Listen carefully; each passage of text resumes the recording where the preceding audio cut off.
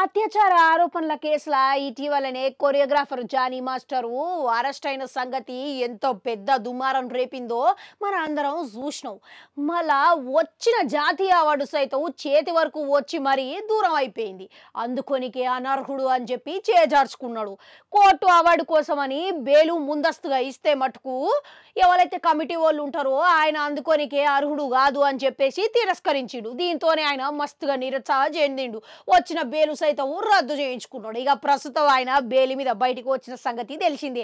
వచ్చి రాగానే పరిశ్రమల డ్యాన్సు షురూ చేసిండంట. ఇక ఆయన డ్యాన్స్ ప్రాక్టీస్ షురూ చేసి పనిలో పడ్డాడంట. ఇక ఇటీవలనే ఆయన ఒక ఇన్స్టాగ్రామ్ ఖాతాలో గదే సోషల్ మీడియాలో ఒక పోస్ట్ పెట్టడం జరిగిందంట. గదేందనంటే back to beats in full volume అని చెప్పి పెట్టిండంట. ఇక తొందరలోనే పెద్ద పెద్ద వార్తలు చెప్పబోతున్నా అని అన్నాడంట. ఇక దీన్ని బట్టి చూస్తుంటే ఆయన మళ్ళా డ్యాన్స్ స్టూడియోకు పోయినట్లుగా అవుపడుతున్నది.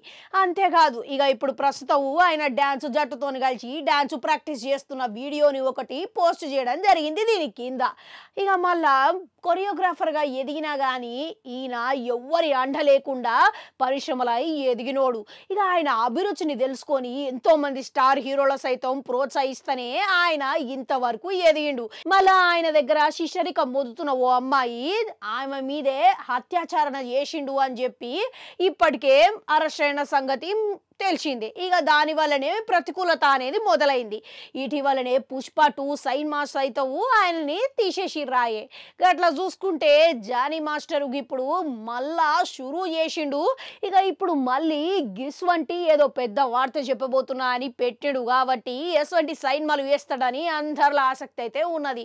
ఇక అంతేనా, తెలుగులో దాదాపుగా అందరు స్టార్ హీరోల సైతం కొరియోగ్రఫీ చేసిండు. అంతేనా, తమిళ చిత్రాల గిట్లా అందరు హీరోల సరసన డ్యాన్స్ మాస్టర్ లెక్క పని చేసిండు.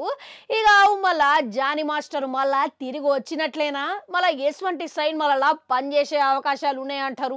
కామెంట్లలో కామెంట్ పెట్టుర్రి. అట్లనే అడో గంట ఉంటే అది కూడా నొక్కరి మళ్ళొస్తా.